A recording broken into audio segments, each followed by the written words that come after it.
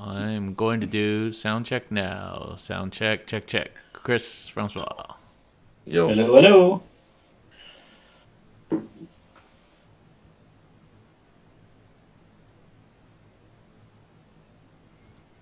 Okay, we are good to go. Good evening and welcome to CanHammer, your stop for Warhammer 40k from the Great White North. Today's show is episode 171, and we're going to do our Year in Review podcast. I love these things. It's years in review. Now it's decades. I don't think we could do a Warhammer decade in review, but we could. It'd take a while. But yeah, I love these kind of shows. Listening to them, watching them. Yeah. Well, yeah, it's interesting because sometimes you kind of forget what happened in the past year. And then you're like, oh, yeah, that did happen this year. Or you think something maybe happened this year, but actually, no, that was like a year, like last year. Yeah. So it's kind of interesting to see. So, as usual, I'm your host, Chris, and I'm joined by my co-host, Darren. And we have a special guest joining us all the way from Quebec. Yeah, from right across the river, Francois. Hey, man, it takes at least an hour to get there in rush hour. In rush hour, sure, yeah. This is because the bottleneck of the bridges in Ottawa. Yeah, and no LRT. I don't think it's going up there, is it? No. No. I don't even know what the LRT is, so. The new light rail that's finally working. Ooh. The doors kept breaking. Yeah, apparently, you know, if you go in the subway and you get those like straps that you can hang on to if you're not tall enough to hang on to the bar. Yeah. So the LRT didn't come with those. Apparently, that's not standard equipment, but nobody told anybody. So then they're like, oh, well, we can add them. Just $1 million. I'm like, there's freaking leather straps. Why is it costing $1 million? Anyway, on to the hammer, right there. There. Okay, so why don't you turn on the, pay the bills there. Oh, yeah. Thank you to our big sponsors, Dan and Dylan at Red Dragon Comics and Games. Actually, big shout out to Dan who gave us this Sisters of Battle box. Hard to find these days. And we'll be giving this away in the new year. So that's cool. Actually, Chris, we got to come up with a way of giving this away. Something cool. Cool, yeah. I don't think they're that hard to find. I think a lot of people bought them and were like selling them. Sisters or selling them, and there's a few people that posted way above retail, and I think they got shamed online. But it is what it is. I got my hands on one, so I'm happy. Yeah. Shout out to David Tistamines and Hoyt up at Thunder Games and Gifts, and Martin across the pond at Dyson Decks, and also the guys at Dream Tea. Love the guys at Dream Tea. We've been selling a lot of those. People have been buying a lot of those CanHammer objectives. Yeah, they're awesome. Maybe like 2 or 3 a week. Yeah. Well, because if people aren't aware of them, they're available on dreamtea.com/CanHammer. They're pretty cool. It's a piece of basically a mouse pad, piece of neoprene essentially, and they're exactly 3 inches in radius. So therefore, you no longer need to measure your objectives. You place it down, and if your model is on the circle, it scores it. If it is off the circle, it does not. I think that has basically changed. I'm not going to say anxiety level is the wrong word, but there's always like a risk when you're measuring objectives that your opponent's going to, especially at like top to argue it. No, you're not within, blah, blah, blah. Whereas these, it's like crystal clear who's on, who's not. And it just kind of takes anytime you can take any ambiguity or any measuring out of the game, it's a bonus. And, they take away a little bit of the aesthetic of the game, but I think they're fantastic and they have a sick ass logo on them. So there's some people making clear ones, not neoprene obviously, but like clear, thin hard plastic ones, but then they slide around. So now they're trying to make a way that they would stick to the table better, but still be clear. So people are trying to do all sorts of different things, but they're certainly very out there now. Lots of people have designed their own or have their own branding or whatever. Yeah, but there's only one worth buying. So yeah, we were one of the first to do that because people were seeing it and they were like, "What the hell are those?" And we're like, but markers. So I don't agree with Darren. The Belgians were the first ones to do it at TC, and that's how I got the idea. So North America. we'll give a shout out to the We're Belgians. gonna give credit to the Belgians. Well, they were wood, but like a really thin MDF, which was pretty sweet. But the mousepad ones definitely, once Dream Tea started producing those, it was fantastic. And we were just lucky that we have such a great sponsor and a good group of guys to work with on that. I also want to give a shout out to they're not a sponsor, but the Hooded Goblin finally reopened their doors, which is kind of interesting. They're the owner of the Hooded Goblin is on the Canadian ETC team, so of course we wish them well. But his store had a grand opening last weekend. It looks pretty sweet. They added in like a bar and a few other GT, things. The big GT. And they had a big GT, which our friend of the show, Ridvin Scary at Scardcast, he won it with his pure dark Eldar, which is kind of interesting, or Drukari, I guess they're called now. But that's pretty interesting. A local player, Dominique, ended up second. Yes, he did. Yeah, and he was the Raven Guard player that won our last P&P with his. I'm sure anybody that's been to Adepticon or on Spike has seen those photos of his army. Have been, I think, everywhere on the internet. It's just a beautiful painted. They're kind of wolfish, not really gray Tyranid bits. They look really fantastic. So. Yeah, every single model is converted in that army. It's really awesome. Yeah. Yeah, and I know like a lot of people, it's the same army over and over again, but he does paint a lot. He does add a lot of stuff. So I a lot of his Centurions were not fully painted not that long ago. So I know that he added more in. So it may look the same, maybe old, but he's probably tripled it in size in the last couple years. Yeah, so. and remember that it used to be all old size Marines because it started off as like Death Watch or Space Wolves or something, and then so now he's adding more models in as he transitions to like Primaris, and so it's continually evolving. Yeah, it's the same like theme, same style, but it's probably. I think at one time he told me it was 80%. Like I don't think it was this last tournament, but the one. I don't know if it was Capital City or maybe last year CanHammer team. He said it was like 80% new models or something. So It's pretty good. Good on him. Yeah. Cool. So I guess Francois and I just attended an event with varying levels of success. So our monthly tournament at the Red Dragon, it was P&P 17, which is crazy that we're up to 17 of those. Uh-huh. It was ITC this time, so it was our last ITC P&P for a while. We're switching over to ETC format coming up in the new year, just so that we can get practice in for, I guess, CanHammer team and the ETC. So what'd you bring to P&P, Francois? Because you changed up your list. Last time you were on here, you were all in Space Marine bandwagon. Yeah. And so, I had to change because on my team for CanHammer team tournament, I'm not going to be playing the Marine Codex. My friend Matt is going to play the Marine slot. So I'm going to play Knights and AdMech. And I decided I just needed to get some reps in with the army, even if it's a different format. So I brought my triple Tyrannus Crusader, and then AdMech Battalion and AdMech Spearhead with 3 Scorpius Disintegrator tanks to the event. Yeah, it's a good list. It's a total leaf blower. There's not much subtlety to it. Basically, you're trying to shoot people off the table, but it works really well. Yeah, it's cool, and I like that you guys are running the Tyrannus Knights. I think they're solid choice. In the current meta, I like them a lot. Like if you know that you're going to run into mirror matches a lot, then you want Krast for the Headman's Mark. But in the current meta, you don't see that many Knights, so I like Tyrannus for that. And I like that you took the Meltagun on one of them. Yeah, the Relic Melta, that's a Tyrannus Relic, and it's a 48-inch Melta. Yeah. That's always in Melta range. So it's always 2d6 pick the highest. It's really good. The triple Melta thing has been pretty popular recently on Knights players. Every night. For Chaos. Or is it for Chaos? I can't remember. Yeah, it's more for Chaos. Yeah, because they can take 2 of the same gun, whereas the Loyalists really cannot.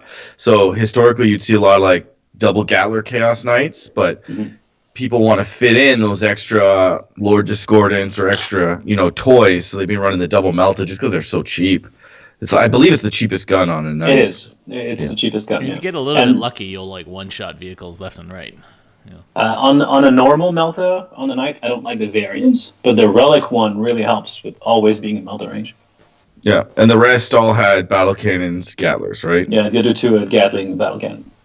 Yeah, that's pretty solid. And you gave one of the cool things I really liked about your list is you gave all the knights the indirect fire D6 missiles.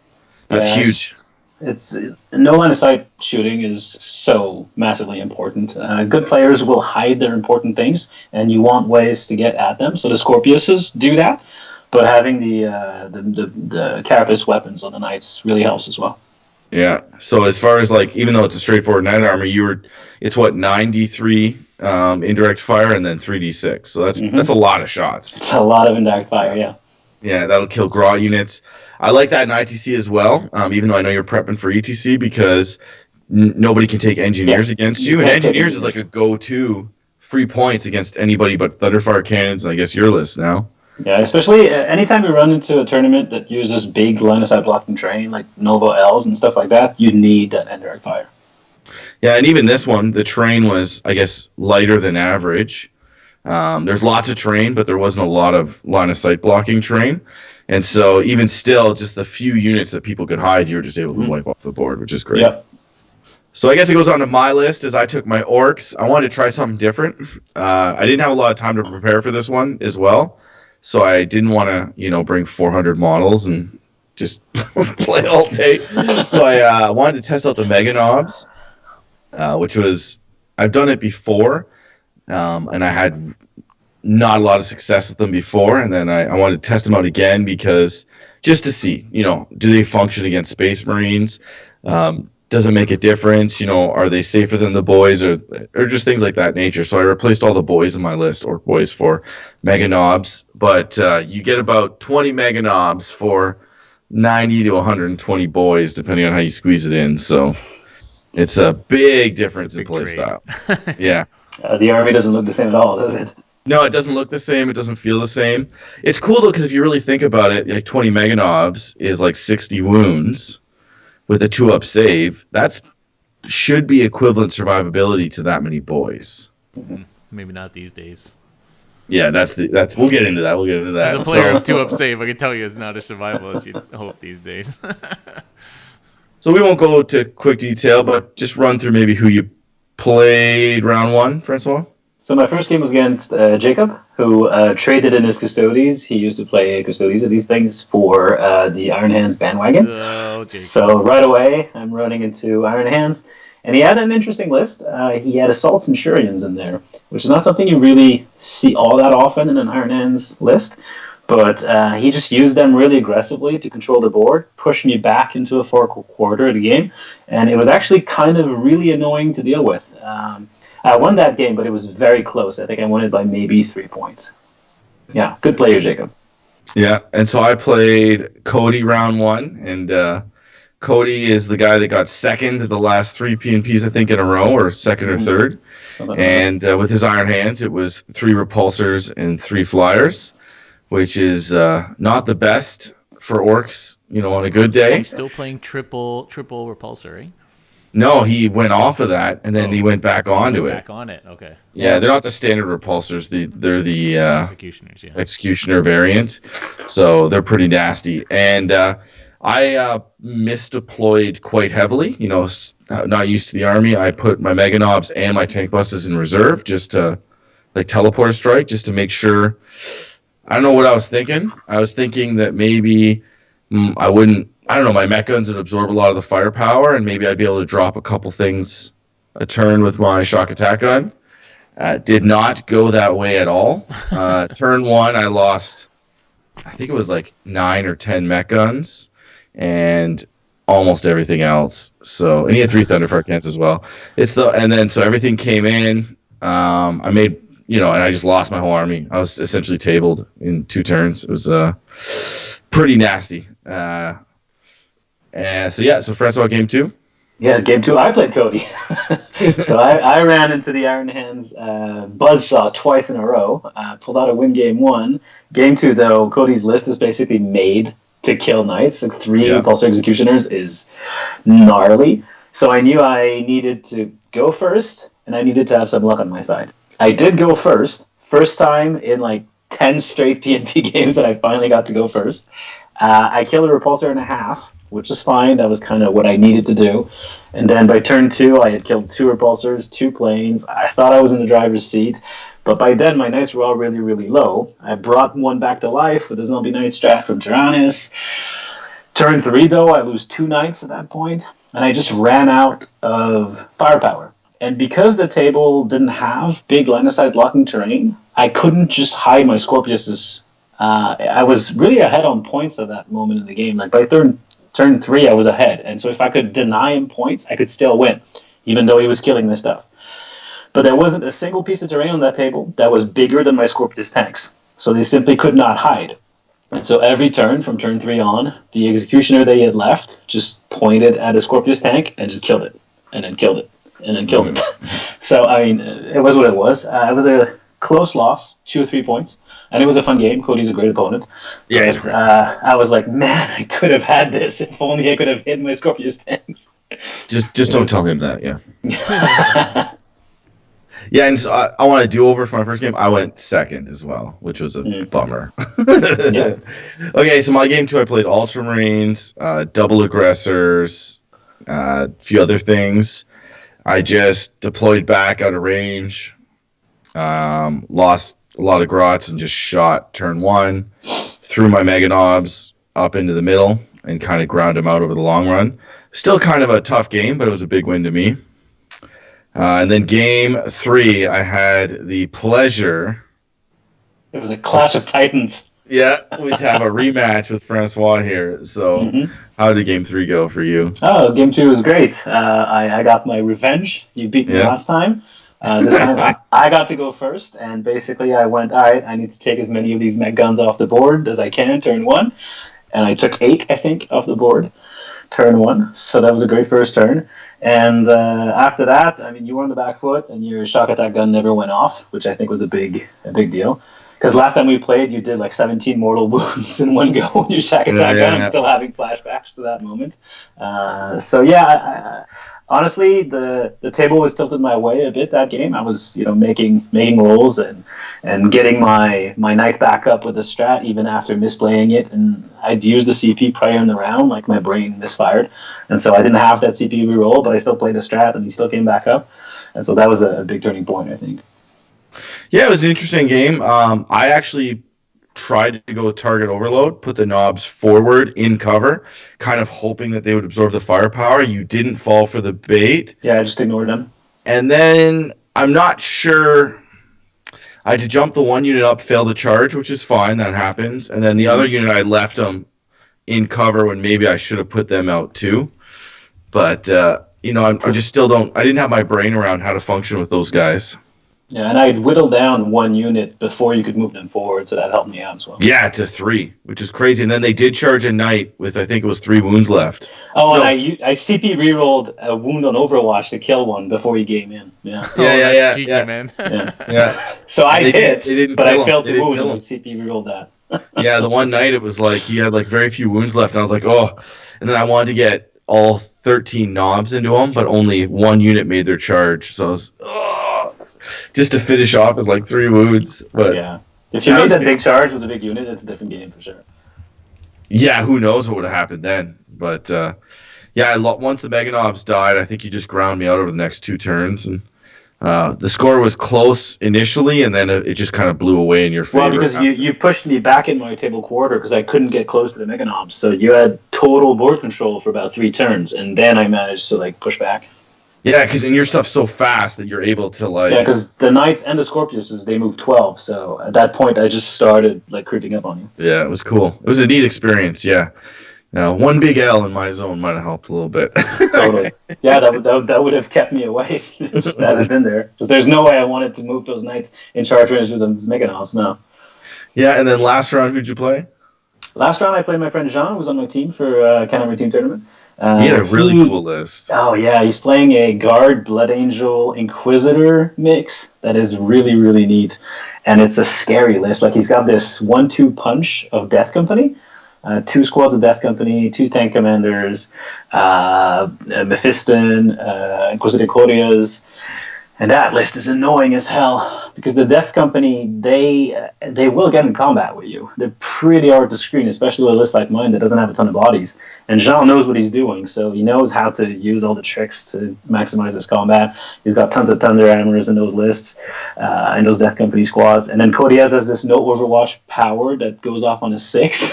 So my Knights were not Overwatching at all for most of the game. It was, again, a really close game. Jean won that by, I want to say, 2 points. It was very close, but I really like his list. And since he's on my team for the team tournament, I'm really happy that he's listed well. Yeah, you both would. It's like you both kind of win-win for both of you, right? If you both perform well in that game. No, I think Blood Angels are kind of the stealth win out of this whole Marine update thing and these latest like Awakening. I shouldn't say stealth. Most people obviously know about them, but the Blood Angels really got a boost, and I think it's overshadowed by the standard Marine builds, especially in single player, but Blood Angels Guard together is still a wicked combo, and the fact that you have forward pressure now, you can get rid of your Ogrins, and you can just use, Blood Angel resources instead, and then you take the Guard to hold half the board, screen people out, and shoot at range. It's really nice, right? But the bonus is to charge that they got now. They get in there. Exactly. Bonus charge. They hit like a friggin' ton of bricks. Yeah, Smash Captains went up, but they're still amazing. And you don't need as many of them, like maybe 1 or 2. You don't need 3. Yeah, the one. One's enough. One will do it. Can Blood Angels transhuman? No. Yeah. They can? Oh, fuck. Smash Captains with 3+ invuln and transhuman physiology, literally, like, unkillable motherfuckers. Like, it's crazy. Who did I play? It was Trajan, 4 Bikers, 4 Aquilon Terminators, did 2 wounds to a Smash Captain in combat. It was crazy. Yeah, and Blood Angels don't have Thunderfire cannons, which is a real blow to them, which is why maybe you take regular, like, Raven Guard instead. But the Guardsmen make up for that weakness. Yeah. So. Yeah. And in a team tournament setting, it allows you to bring a Codex Marine and a Blood Angels list. Yeah, with the Guard, I think that's 2 solid builds, for sure. Yeah. So my last game was against basically the list that Francois copied. So I played Jeremy. Similar list. He switched it up, though. He had 2 battalions. So he had a Guard battalion as well with the Basilisk that shot twice. Other than that, it was very similar to Francois' list. I would like to point out was my CCBB list back in August. Yeah. So you guys copied each other there. Yeah. And I guess he had a Gallant as well. You have to compromise on some of your shooting to get the extra Guardsmen in. But Jeremy's played that list to death. So we lined up for sure. And so we lined up. It was Dawn of War, pointy Dawn of War. So I kind of put my tank busters right forward with 30 Grots in front of them. And then I put a screen of Grots. And because I was like, his Gallant's going to come at me. So, the tank busters basically turn 1. I killed 2 Knights with my shooting. It all went off. A couple games too late, but it was still pretty cool. So I basically turned 1. I took down 2 Knights. One of them got back up, had like 3 wounds, and then the next turn I cleaned the rest up, and then I used my Meganops to push into the kind of the backfield, and eventually cleared the board, but. It felt like my dice could roll a lot of 6s. Some games you just feel like Francois do that all the time. Yeah. Some games, and I think I played it really well, and I think, his list was definitely easier for me than Francois because he has significantly less shooting and more kind of stuff, and I don't really care about screens so much because I can. I can kind of absorb the firepower back and try and wrap things, but, Meganops kind of overkill that stuff anyway, and even if you try to wrap stuff, but, it was just kind of cool to finally, have my stuff go off. But, so you're happy with your list then at the end of that? Yeah, totally, yeah. I think it's a strong list. It's not like, and it's also relatively straightforward to play. I know Knights really well. I played them competitively for most of 2019. And for a team tournament setting, I think it's a nice tool to have in the toolbox. Yeah, I'm definitely going back to the boys. For me personally, I didn't enjoy the Mega Knobs. I'm sure they're good, but with the -2 AP on all the Space Marine stuff now, especially the Thunderfire cannons, they're going to get ground out anyway over 2 turns, to basically anything, because they're kind of past their place in the meta. But I'm just glad I gave him a shot, learned from my experiences, confirmed that I do and still enjoy playing the boys. A lot of my tricks I felt like I couldn't do with the Mega Knobs. Like one of my big tricks is, I throw the boys forward, clear some chaff, string them back, hope that you don't kill them, and then bring them back with it. So hit you with 2 units. A lot of things I like to do too, and this was what kept me in the game against Dominic, even though I lost at the last tournament. Against this Raven Guard is, you wrap something and then you string them across 2 to 3 objectives and nobody can really shoot them. They have to engage them in combat. So I just felt like a lot of my tricks were gone and you had to use the Mega Knob tricks, and it's just not really the style for me. So it was pretty cool. So I guess we'll move on to the main topic. Darren, year in review. Yeah, 2019. What a year. So I was, when we decided to do this last week, I was thinking, I don't remember what came out because so much. Even if you just take 40K, so much stuff comes out, and it's like I can't remember what came out, when and where and how. But luckily, GW in the last 2 days have published summaries, and tomorrow is going to be the last summary, so we're going to miss that one. But so at least they can remind us what's come out, so we can at least catch the highlights. I think the year pretty much started with LVO. At this time, if people think, they already forget about this because Space Marines is the boogeyman now, but this was Brandon Grant, Guard, Castellan at its peak, and the Castellan was at its peak for a long time, against 7 or 8 flyers. And 7 to 8 flyers amazingly survived, even to some extent till now. The whole year, the Castellan did bite it. So that was back then, and I think Inari had already just about been nerfed at that point, right? Mm-hmm. They got hit right before LVO, so we lost that. But yeah, so that was what we were dealing with at the beginning of the year. So yeah, it is interesting that's how it started. The year kind of in the 40K meta, and it's changed to now. I don't think it's fair to say that the Castellan Guard list was as bad or as straightforward. I guess you could say it's not as straightforward as some of the builds that are out now in the Iron Hand specifically. Yeah, and Yanari wasn't nerfed quite in January because I remember playing Jason Sparks at the CTC at one of the top tables in the very last round, and that was the last hurrah of Yanari. Yeah. So that was March maybe? Because they weren't really nerfed until they got re-released, essentially. Yeah, I think there was still like double spear Yanari at LVO. For sure. Yeah, there definitely was, but it just couldn't compete with a lot of. It was still very good. It didn't do. I guess it just didn't make it. It doesn't really matter. Yeah. So the first book to be released was actually Gloomspite Gits for AOS. Yay! Which I know Phil took to massively, and Francois played as well. It was quite a popular book, and was okay at first, and now it's kind of fallen off. It's this old book for January 2019. Well, I think that's what happens when a book comes out that's fine but not over the top, overpowered, nothing crazy, maybe very normal. It hits the meta, it's very normal. It was properly calibrated, which means properly calibrated right away.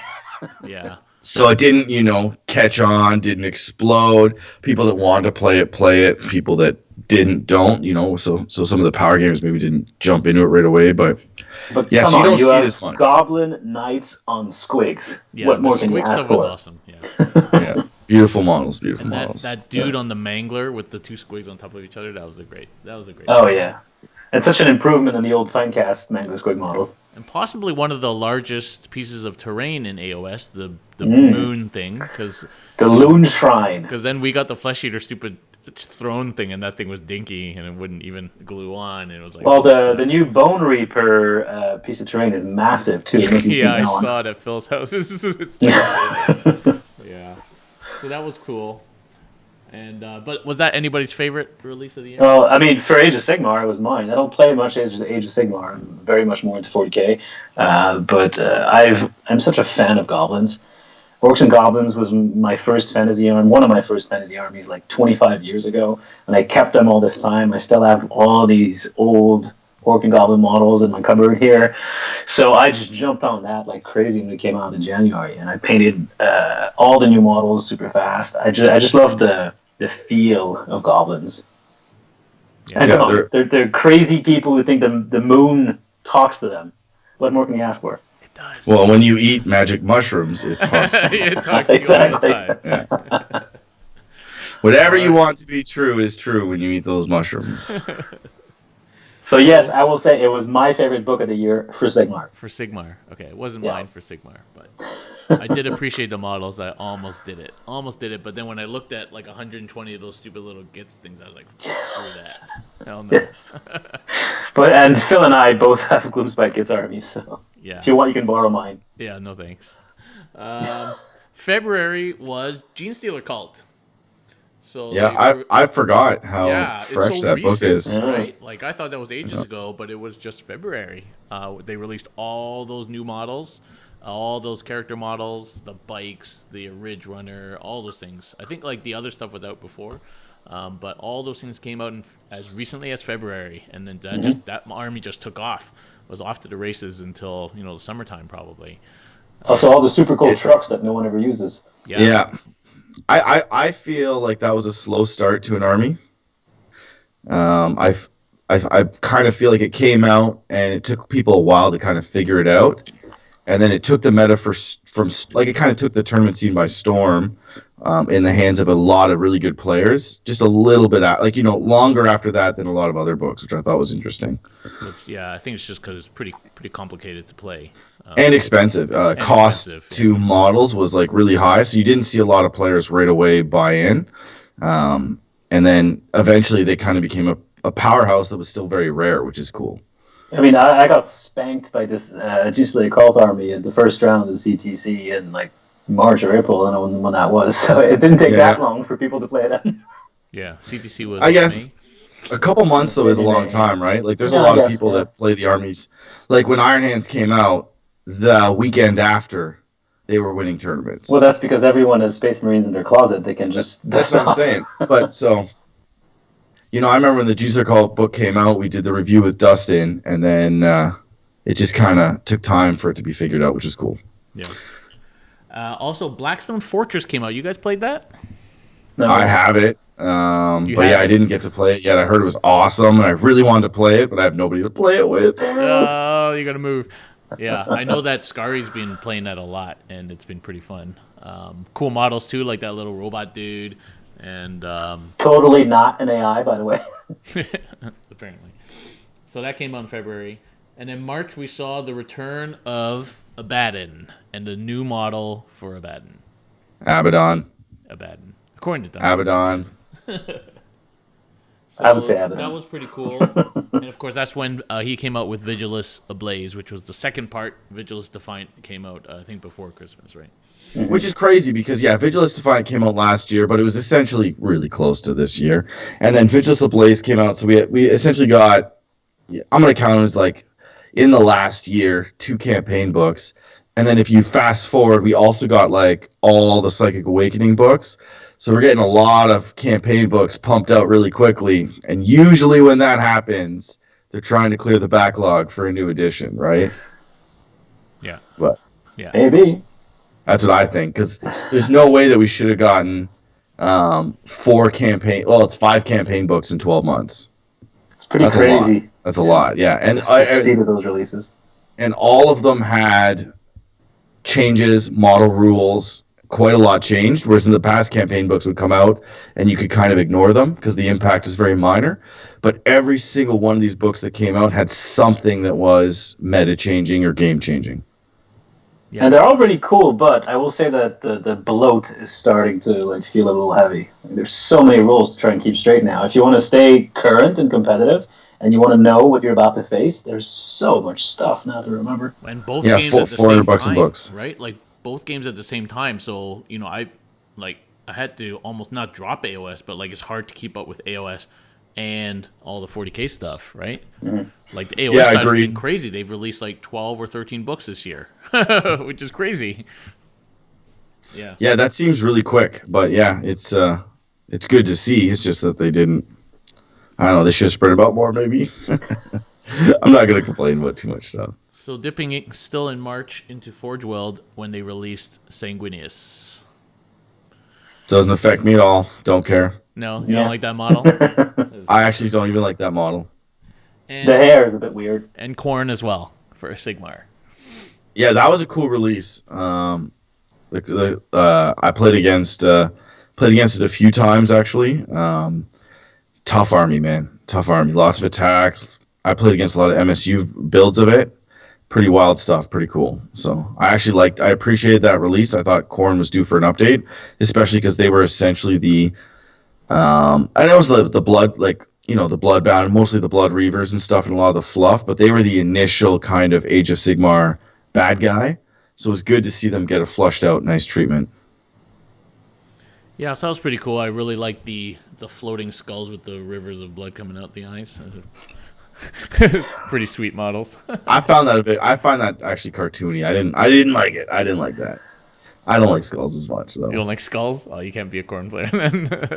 Well, I like like a little bit, but like it's a bit much. These one of the things that kind of I'm not the biggest on point with is like the some of those crazy spells in Sigmar and having like modeled spells and everybody has 3 or 4 of them and a lot of them are crap. But I don't know. It was one of those things that it just kind of ruined a little bit of the game for me. I would have liked more positioning, less magic, but. What was it that was recently where everybody thought Endless Spells was coming for 40K? Which release was that again? Like every month for the last year, someone was saying that. Yeah, but they never came. Can't remember. April saw the new Slanesh stuff. So the new Keeper, those little dudes, the Contorted Epitome, and the Slanesh book for AOS, which obviously, until maybe even now, has been fairly dominant. They just nerfed it. Nerfed it. I guess we'll see if they nerfed it or not. Like yesterday or 2 days ago. Yeah.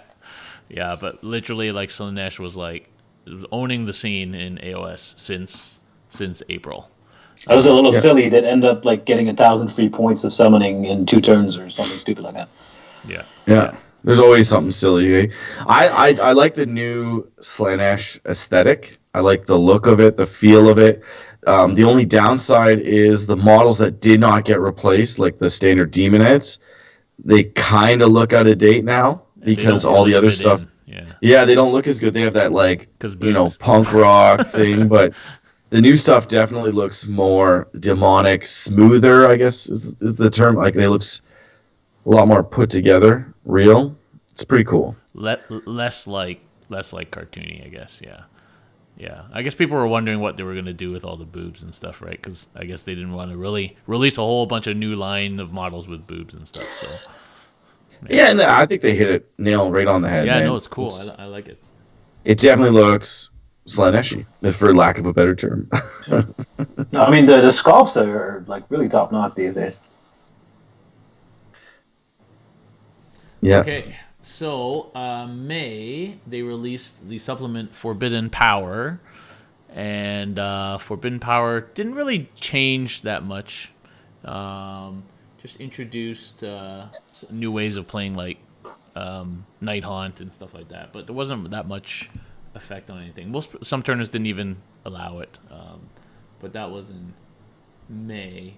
And Halfling team for Blood Bowl, I know that speaks to you, Chris. Yeah, I have it. I have one. Fantastic. They had a lot of Blood Bowl releases this year, not just the Halflings. Lots of new models. Forge World released a lot of kits as well. Even after the Halflings, we've had Ogres come out recently. We had updated rules to the Wood Elves. They released a lot of supplements. They changed Lizardmen as well. They came out much later. I know I'm kind of getting ahead, but they changed some of the teams slightly, and they kind of said that they're going to be changing the game. So there's a lot of people that are apprehensive right now because Blood Bowl is a really popular, really fantastic game. But I enjoy the new Halfling aesthetic. One of them, he has basically like a squirrel, in his pants. Like they're hilarious. They kind of embody the thing. The only issue with the release is there's no treatment in the box. The only treatment is like $60 model from Forge World. So you got to be creative, which is what I did with putting those together. But Blood Bowl got a lot of love, which is fantastic.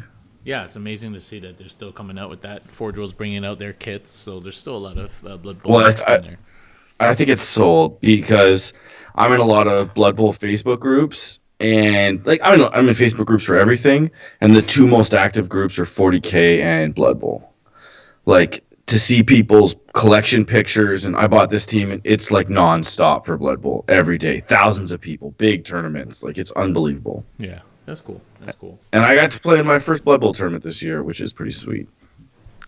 Some more kill teams released in May. Including the Custodes kill team, which was literally just 3 Guardians from the Guardians. I was gonna ask how many guys is in there too. I was like, sweet, new models, like a character model. No, it's just 3 Guardians. Yeah, I'm like, great. And then in June was contrast paints. Contrast paints. One thick coat. So now it's been like 6 months of contrast painting. Have you guys used it? What do you think of it? I haven't used it. I bought a bunch, and I realized that all my current armies I couldn't use the contrast paint for because the scheme was already predetermined. So I have like 12 pots of contrast paint on my desk right now that I still haven't opened. Nope. Well, how about you, Chris? So that's the age-old issue is if you're not turning out armies and flipping them constantly, unless you're starting a new project, there's no real reason to switch to them as an existing gamer. If you're a newer gamer, it's fine. I do not like the finish. I can tell. So you can tell. I don't know. And my stuff's not. I'm not saying this from a place of like I'm not a snobby painter. I don't paint like crazy, but you can tell when somebody used contrast paints, and maybe it's just that's just people trying to get their armies done really quickly. It's just for me. It's just not something that appeals to me. I feel like the washes did the same thing a little bit better. Maybe it's because they encouraged people to go over them a little bit with paint. But, I've seen pictures online of fantastic contrast paint models and armies. I guess it's just not prevalent enough around here for me to really make a true judgment. And besides just some test models, I've never done an army. So yeah. So here's who contrast paint was made for. Contrast paint was made for gamers like Hank. Hank is a local here in Ottawa, and he like basically he's got wargaming ADHD. I don't know, but he gets a new army every couple of months, and he has taken to contrast. So now he paints he paints up a storm. Like all of his stuff now is painted. So yeah, maybe it's not like pro standard or whatever, and I know I can paint probably better results in about the same time with regular paints as if I was using contrast because I've been doing it for 25 years. But for someone like Hank who just wants to play, he would like his armies to be painted, but he doesn't particularly like painting. Now at least he gets to put down painted armies on the tabletop. Yeah, I'm glad. Like that's who this is for. I'm not saying I'm glad. Release everything. Like it's fine. I'm sure somebody uses it, but as you said, like. I play the same. I have almost every army now. Not everyone, but I have vast majority of the ones that I want to play, and the schemes are already decided. It's hard. Sorry. Oh, go ahead. Sorry. No, you finish, Chris. No, I was just gonna say. So it's hard when you wanna. It's hard enough matching the new GW line to the old line that I painted some of these models with, let alone switch over to contrast. So. Yeah, shout out to Hank because that's who I have my Gene Stealer Cult army from. Unpainted, and that actually is going to be my first foray into contrast painting. Will be the Gene Stealer Cult army, and we're going to try it out. I don't think I'm just going to do like they suggest, which is just contrast and that's it. Like we'll just use it maybe as a way of saving 1 or 2 steps, but we'll see. If I paint the first model and I don't like it, like I'm probably not going to do the rest of it like that. But my other issue is like they put these articles up. Oh, here's this Sylvaneth guy. Oh, I also have a Sylvaneth army I need to paint. Here's this Sylvaneth guy painted with contrast paints. But when you read through how he does it, first of all, he does 15 layers, and each one is diluted with certain percentages of medium and stuff. So it's not really just taking it out of the pot and slapping it on, right? No. So. But so and I take GW paint out of the pot and slap it on, and to a seasoned painter, that is an inappropriate use of paint. So, everybody, it's interesting. I'm sure you could it's just another tool in the toolbox, which is great. Yeah. Okay, so July was Chaos. Chaos Knights got a book in July. It's interesting because we haven't seen much Chaos Knights in the meta till very recently.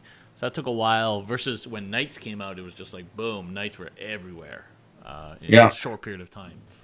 I played Chaos Knights against them in July, and it was an unimpressive showing because the variants that I played against did wounds to themselves, and I find Knights, they win and lose games on those last 2 to 3 wounds. You know what I mean? Like, do they live through it? Do they not?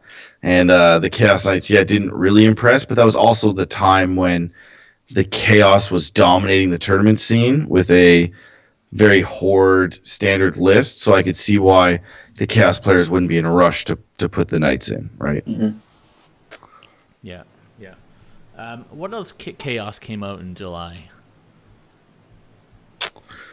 I don't know. You're the one running this show, bro.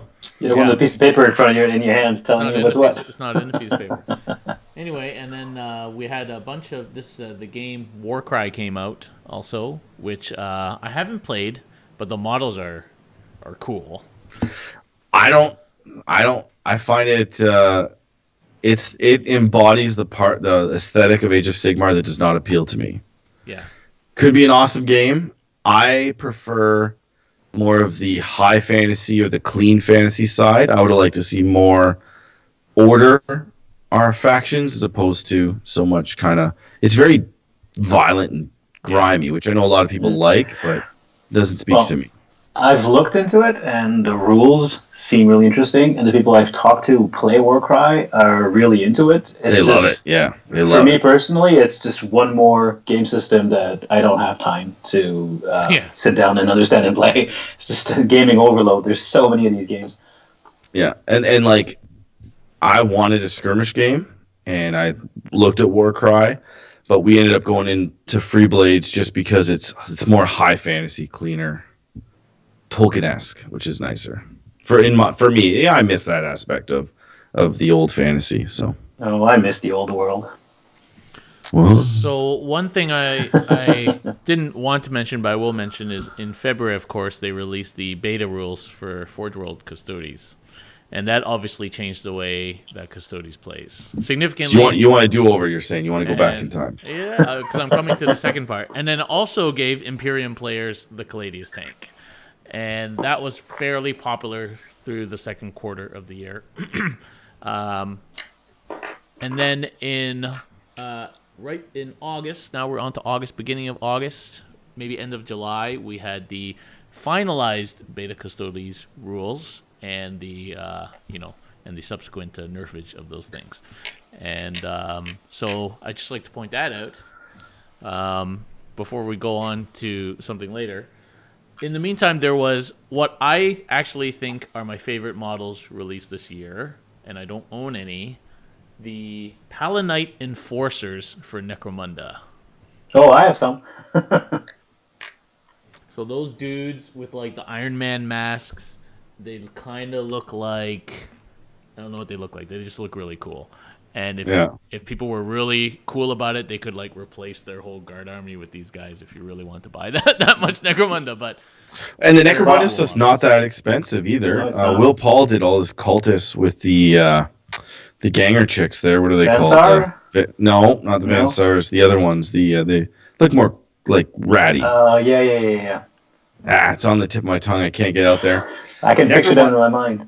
Necromunda is the type of game that, like, every time a release comes out, I want to play it, and I'm like, nope, look away, walk away. Yeah. But the Palatine Enforcers I got to use as Space Marine Scouts, because the Space Marine Scout models are terrible, but those actually look like Scouts. Yeah. Square-chinned. I don't know. I just love these models. They're super cool.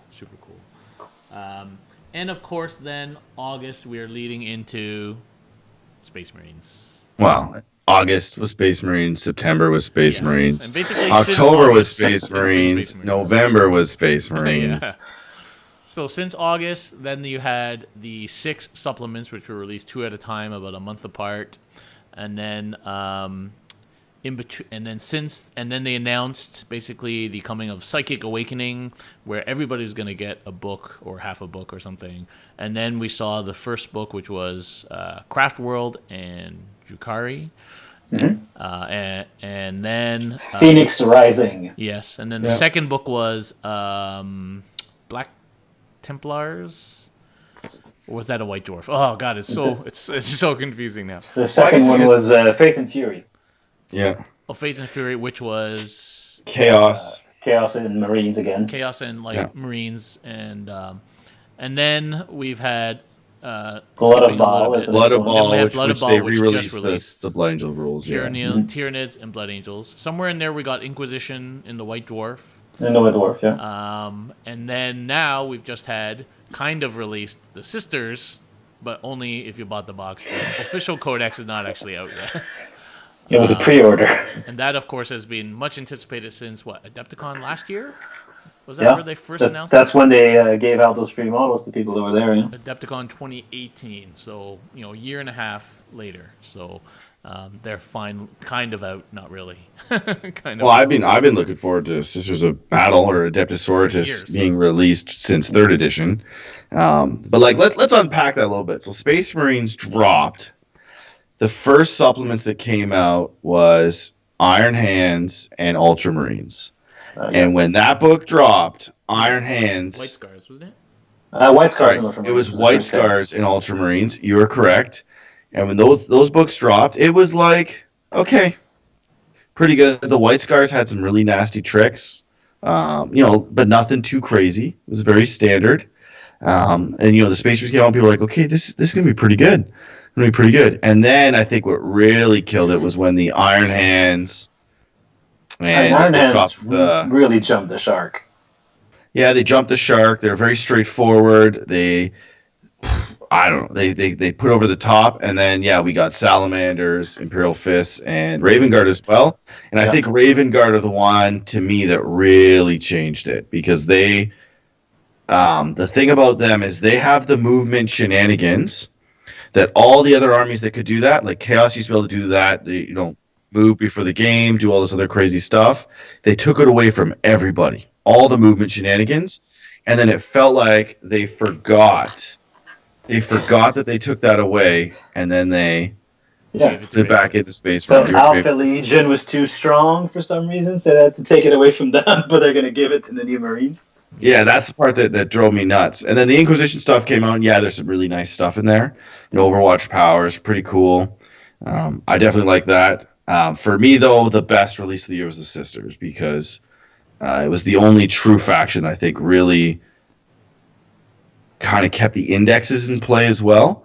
Yeah. So now once the Sisters dropped, we were able to say, okay, no, index is gone officially now. We don't need to rely on that and things like that. So, and Sisters also seem like a really well-balanced army where they have this interesting mechanic, but from my reading of it anyway, they don't seem overpowered. They seem strong and a fun tactical army, and they have a lot of potential, but it's not like they're going to break the game, right? So here's their potential, right? They have very cheap troops. They can ignore AP -2. They ignore AP -1 and AP -2. So if you're AP -3, you're still -3. But then they have a 5-up invuln. They have a 5-up invul, but they don't really need the 5-up invul against most things. It's a 6-up, 5-up with Celestine, because when they're in cover, they have a 2-up save, right? So even at -3, they have a 5-up save anyway. But it's the fact that, you can easily fit 80 to 90 of them in. You need a lot of characters to buff them, but they also have a unit, the Celestine Squad, which acts kind of like Rothschild does for orcs, which protects your characters. So they have... Basically, you can have this huge horde of models that are very hard to shift, and in ITC you might not get kill more against them. And then they have exorcists and a lot of shooting that's really cool as well. Exorcists are so good. Yeah, this is what Custodes need as a rule: ignore -1 and ignore -2. No way, man. Do you know how frustrating it is sometimes to like That's what we need. kill some of your characters? Yeah, but I only have 15 models. They have 90 models. Toughness 3. Yeah. You One shut. wound. I have 15 models. Toughness They 3, have 90 one models. If your models are toughness 4, 5, 6, and have like 3 wounds apiece. We're getting it. Sneak peek. So You are getting it? So there's rumors that we're getting something that makes us a little bit tougher. Darren is just It wish might listing now. be a form of rule, like a transhuman physiology type thing. Anyway, we get this from semi-reliable sources. Anyway, so of course Chapter Approved came out, and so Which was a very. I think Chapter Approved though needs. We talked about it last show, but it had less of an impact than the previous two. Well, they didn't introduce any new like global rules. It was just points changes, but points changes to like everything, like almost everything got points changed. The best thing in that book, in my opinion, is the GW quote unquote, if you choose to use them, magic box rules. Sealed Frontier structure. That was the best thing that ever came out, in my opinion, because I was just getting fed up with Magic boxes. magic boxes. So yeah, so it'll be interesting to see how those. I mean, we don't have that many magic boxes in our terrain, but we will be using that Sealed Frontiers structure rule at CanHammer Team. So we'll see how that goes. Just because he's been bugging me, we do have to give a little bit of lip service to all the AOS books that came out that we've skipped, and I can't remember them all, but I know there was Fire Slayers, there was Sylvaneth, there was Cities of Sigmar, another Ironjaw's book. Auric War Clans. Yeah. There was what else? Help me out, Francois. The Asaya Bone Reapers just came out. Oh yes, the Bone Reapers, of course, obviously. So they're the big They're release, super strong. like a whole new line, a whole new army with what's his name? That Persian 300 dude standing on his pedestal, and yeah. So that was a whole new book. What others? There's more Sigmar books that came out, I'm pretty sure. Yeah, it was a ridiculous amount, which is a good thing. But as you said, we've been concentrating mostly on 40K. The Fire Slayer release to me was great because I had a Fire Slayer army, but it was also frustrating because they changed the entire dynamic of the list. So. And Gotrek. Oh yeah, love Gotrek. Phil played against the Gotrek list and showed me the mass of models that died to Gotrek before finally Gotrek died. It's like half his army. I just love how he's on a base that is basically a pile of dead Skaven. Season 3 of Underworlds dropped, which I actually only played, I think, one game of. I played a lot of Season 2. I didn't even buy it, I gotta say. Yeah. Just can't Season keep 3 up, was where I was like, well, mainly Weber stopped playing. That was the guy who I played regularly, so. Yeah. But yeah. I really enjoyed it. I really enjoyed playing it, but yeah, Season 3 was kind of, I don't want to start again. That was also when they decided to only allow faction cards for the previous couple years, like for the first year. Yeah. So just cool. They got rid of all the core cards. Yeah. So I guess we'll go down to the comments. Well, Jared, somewhere in there, Apocalypse got released. Have you guys played any Apocalypse? I think that was the worst release of the year. I'm giving that my worst release of the year. Worst Wait, release. you bought the box, Darren. You bought the box, and I you bought said the we were box. going to play, and we never did. It's over there. Well, Chris, you and I have said, I think it was last year, that we wanted to do an actual Apocalypse game. Yeah, and then this was did you see before the release? Apocalypse. The release was like, oh, you have to buy these like packs of cards, new rules for everything, new game. It was essentially like, let's play like this new crazy for me, worst release of the year, 100% done. Titanicus was out at some point in there, and now they had that little flying game. We're going to pick out Imperialists. Yeah. Oh, Slaves to Darkness, that just came out. Archeon and the Varangard. Oh man, there's like too much stuff. Like literally, that's just like it's impossible to keep up. Like the three of us, basically, this is our main hobby. We spend more hours per week on this than we probably should, but we still can't keep up. I don't know if there's anyone on the face of the earth that just can't. Well, there is. I'm sure there is. But Yeah, in the past, you used to be able to keep up on both or everything. You used to be able to keep up on everything that they released, and now it's basically you have to pick and choose, which is great because they're catering to more people. So I guess Jared, he really enjoyed the contrast paints. He's been using the speed paint tabletop quality miniature, so great. And he enjoyed Gloomspite Gits and Season 3 of Underworld, so good stuff. Ryan, he likes the choose your chapter tactics that was implemented in the Space Marines Codex, as well as the you mean Stealthy and Master Artisan? You mean just use Stealthy Artisans? More choice equals good for the game. I would say more choice equals good for the Space Marine player. Thanks, Ryan, for your... What choice? It's just 2 of them. Nick's high was Plague Bear spam because it let him win some games, and the low, it was boring. Plague Bear spam because it was boring. Yeah. So I guess we've already kind of said some of these things, but so Francois' favorite book was so for Sigmar Gloomspite Gits for sure. 40K. 40K. Well, I mean, Iron Hand Space Marines. I like winning games. But is it your spiritual favorite?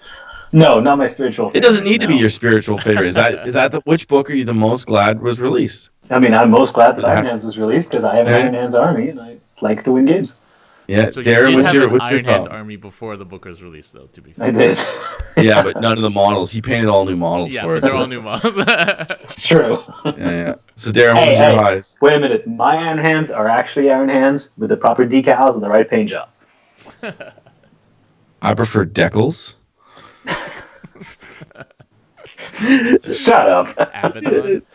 Darren, your favorite book, both games. I don't. It doesn't count as a book, but I'm glad the Forge World rules got released for Custodes because it was pretty tough for us before those models. But if we're counting actual book, world's tiniest violin for you, buddy. Yeah. If we're counting actual book, actually, and even though I only just got the army because I didn't want to spend the money, I really liked the Gene Stealer stuff. And now that I just got it, and it just got hit with a bit of a bat, but that's okay. I'm still gonna paint it up and get it ready. But yeah, so I thought that was my favorite 40K release, just because the models were just amazing. I just didn't want to spend the money. It's crazy. So I really liked the Fireslayer book for Age of Sigmar, just because that's what I play. So I was glad to have it, and I played a couple tournaments with it, and great time. I painted a few models, got my list acclimatized to the new book, so it was good for me. I guess the worst Age of Sigmar release for me was the Cities of Sigmar book, because they nerfed the Hurricanum, so it no longer affects all order units. It only affects City of Sigmar, and I had a list that I was painting for Stormcast, and they ruined it. And I didn't get to play with it. I didn't get to play with it. Paint a bunch of swordsmen and... No, it's going. I converted one up to be in my Stormcast. I think it's just going to go in my shelf of incomplete shame. Yeah, I'm actually torn, whether to do GSC or to do this Sylvaneth army. It's because Phil's been going on to me about the Sylvaneth, and he's been doing really well and having great time with it. So I'm like, Yeah, favorite 40K book was obviously Sisters of Battle because they're fantastic. Good choice. Yeah, those faith dice. We haven't talked about the faith dice, but they're we did fun mechanic show. Yeah. Right, I know, but I mean tonight we'll go through it because I have a list. I've actually been making sister lists all day. Really? Looking forward to playing against it. It doesn't take long.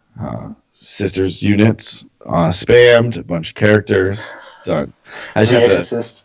Yeah, of course. So Strazius says he liked Faith and Fury the best because it moved him finally away from Plague Bearer spam. And then the extra 1 point up on Plague Bearers also probably moved him firmly away from Plague Bearer spam.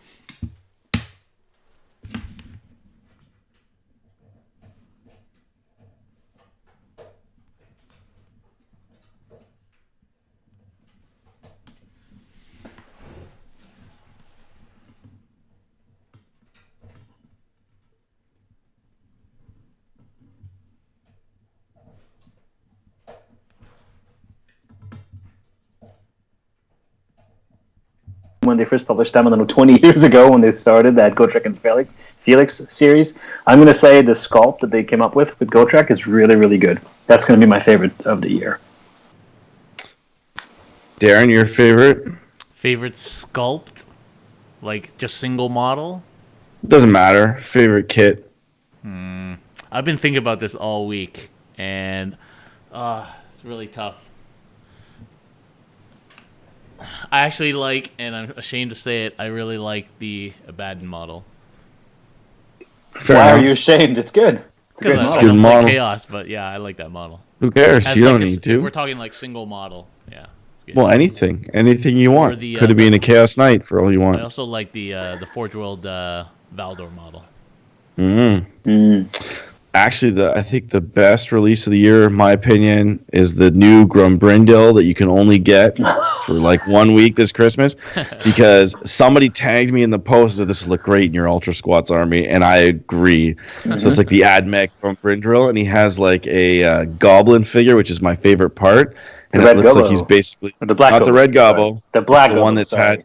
He's essentially black being lobotomized and abused by the Mechanicum. I thought it was fantastic. The Red Gobble was a sick figure as well. So I didn't pick him up yet, but I try to avoid buying everything these days. Nick Blackburn says he likes the new Chaos Lord on the Lizard model in Sigmar. Justin Kiefer likes the Keeper Secrets, which I agree. Nice models. They're also surprisingly large. They're a lot larger than I thought they were when I first saw one on the table. They're Lord of Change size, which is great. Yeah. So yeah, and that was, I thought that whole release was pretty cool. I thought the mirror was a bit hokey, but you know. The dude, was it the epitome where the guy's flayed out there? That was a crazy model. The harp thing? The Yeah. harp thing? Yeah. I forget the exact name for it, but yeah, it was fantastic. That's the contorted epitome, right? Yeah, that's the epitome. Yeah, No, I was trying to say it, and I was No. no. The pity was the mirror. Yeah, it was the you're mirror. right. That's Sorry, the yes. mirror. Sorry, so it's the. I got it. I don't know. And the dude with the other dude standing on top of him, that was a little bit weird. Yeah, that I one mean, the didn't. weird is kind of Slanish's thing. Yeah, but like, who's the dude on top of him? Infernal Rapturous. That's the harp. Don't kink shame, Darren. The flesh harp. Yes, that was pretty good. That was pretty cool. Yeah. Yeah, I guess all in all, I think it was a good year. Oh, dude, Yeah. if next year's like this too, like, it's gonna be crazy. It's gonna be at least a book a month, right, for like Psychic Awakening. At least all the codexes are out. So, and Who knows? New going? edition. Where's it New all edition. going? Right, that's the question. Where's it all going? So another question: what was your gaming highlight of the year, Francois? What was your high? Your gaming high? What was your accomplishment? Probably my best tournament result, which for me was the CTC in May of this year. It was a 75% tournament, and I finished 13th. And if I had not lost to Jason Spark by a single point, I would have finished third. So that was, I think that was my highlight, because I came this close to glory. Damn you, Sparks. Darren, what's your gaming highlight of the year? It's either my run of like 12 wins in a row on stream in the summertime, or it was winning a Sudbury team tournament. Was that this year? I can't remember now. Chris, was that this year? When No. we won, No. up in Sudbury? No. That was last year? We didn't go this year. Oh, shit. Yeah, that's 2 years ago? That's crazy. Well, I believe they changed the dates. Yeah. So, unfortunately, I didn't get to many tournaments this year. I think I went to Adepticon this year. Was that this year? Oh, man. Yes, that was this It year. was this year, yes. No, my highlight actually was CCBB. It was so fun to run, and everybody there, and with Rob and those guys coming over, and spent the extra day with him in the hospital. That was actually the funnest time I've had, and I wasn't even playing, so I really enjoyed doing that. For me, there's obviously two events that would be my highlight. I guess the most proud I was getting best general at the Adepticon team tournament with 10 repulsors in our Ultra Squad army, because we wanted to do. Night before. Yeah, all painted the week. Like, it was purchased 2 weeks before the event, and anybody that's built those repulsors knows there's like a pain in the ass. A million pieces on those. And we, it wasn't the prettiest of armies, but it looked damn good for how much time we did and the way that we coordinated and planned it. And we were shipping models and overnighting them to people to finish their parts of it. And just the way it all came together. And the fact that I had never played with Space Marines before that, ever. Like in this edition, maybe even like, I don't even know when the last time I played with Space Marines. I think was like Dark Angels against Darren in my basement. Yeah. Like it was like we went in blind with this list that we thought was good, and it just worked. Like it just worked out. It was insane. It was insane. And then of course the ETC is always awesome, and winning Best Sportsman was fine there, but that's not really a gaming accomplishment. That's more of a personal one. But yeah, good. It was a good year. So Straight is asking us, what's the next year look like for CanHammer? Oh, so no more kids on the way, so I won't have to take a 4-month hiatus like I did this year. Oh, I'm sure. I'm coming over, and you're gonna give me a good snip, right? The other day. I got my sprue clipper ready to go. It's pretty sharp. Yeah, I'm gonna continue focusing on my orcs, I believe. 100%. I would like to continue with my Fire Slayers as my only AOS army at the moment as well. I'm trying to focus my play to get really good at those two factions and not, squirrel it out. I would like to play a few games of Sisters, though, for sure. I just got to get them out of the closet and rebase them. As far as CanHammer, I don't know, CanHammer team tournament, I think we're looking forward to running that in the new year. Yeah. I think we're looking. I want to give a big shout out to Dan for taking P&P off of our plates and being able to run it every month has been amazing. And so shout out to Dan for doing that. And because it was just up to me and Chris to be available, like it used to be, like they weren't happening very often at all. So, so that's been really awesome of Dan to take over P&P, and it's happening every month on the dot, which is great. So we're gonna focus on our CanHammer team and CCBB, which are going to be our two big events. We're looking at adding so we're looking at even the people that have been to those events. The train is pretty good. Some tables are better than other ones. We're looking at reinvesting in our train for our events and doing a lot of custom line of sight blocking pieces. It should be more standard, like more ETC levels or things like Nova levels. We want to get up to with some custom pieces. That's kind of in the works. We would like to continue with the podcast regularly. I don't have any plans personally to start streaming or getting on YouTube like Darren does. That's kind of always been his thing. Yeah, in terms of the channel and the stream, obviously it's going to kick off right after New Year with Charity Hammer. 48 hours of continuous gaming.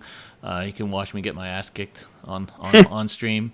And then I'm going to try and... I don't think I'm going to be able to increase what I do, but I can hopefully commit to a stream, at least one stream a week of games, and then trying to do the podcast with Chris and also the CanHammer TV and interviews and things like that. So we'll hopefully just try and keep that going as we are. I've given up the dream of just trying to get to 10,000 subscribers. No longer important to me. I want to just do what people want to see and produce quality content. And if we have just our niche of supporter, then that's great. Like we ended up changing the Patreon, so that is no longer really a thing for us. And I didn't want to have to keep track of it, and I felt people weren't getting the value, so we just kind of tone that down a little bit. So really it's just producing content because I like producing it, and I hope people enjoy it, and we'll just keep doing that.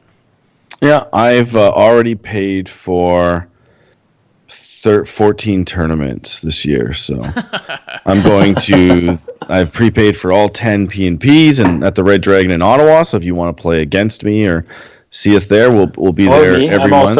I'm also there every time. Yeah, and the 2 months that they're off is because CanHammer Team Tournament, so we've committed to that one. I'm going to Adepticon. I'm going to be playing in the 4-player AOS Team Tournament and the 4-player 40K Team Tournament. Mm-hmm. And then I'm going to the ETC as well. So lots of competitive gaming to come this year. Last year, I kind of gave up on my rankings and just played what I had to play because, when you have a baby, it slows you down. Just a bit. Just a third one, yeah. Only 3. Yeah, for sure. for sure. So, I Aaron, think Darren, we have a lot coming.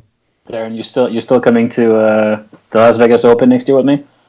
2021. Yeah, of course, 2021. Yes. Oh yeah, I'm totally in for that too. Yeah, so we're gonna do me, you, and Phil, and would drag people away from kids and go to LVO. I've already cleared it. I'm good to go. You have the dates? Yeah, we'll have to clear that. I'll clear that and come with you guys. Be a good time. So I think that's it for today. You guys have any final thoughts on the year? Been a great year, and I'm looking forward to an even better 2020. We live in the future, man. Yeah. Keep Yeah. going forward. I think it's been a really good year for the game. Maybe Marines had a little bit of a blip. Until August, until like Until September, August. yeah. It was everybody was like, "Oh, the game is the best it's ever been." Now and then Marines came out. I was like, "Oh shit." Yeah, I don't want to harp on that, but I am super frustrated with that right now. But there's nothing that I need to add. Yeah, and then I think it's been a great year for us. Really getting the stream going consistently and putting out content.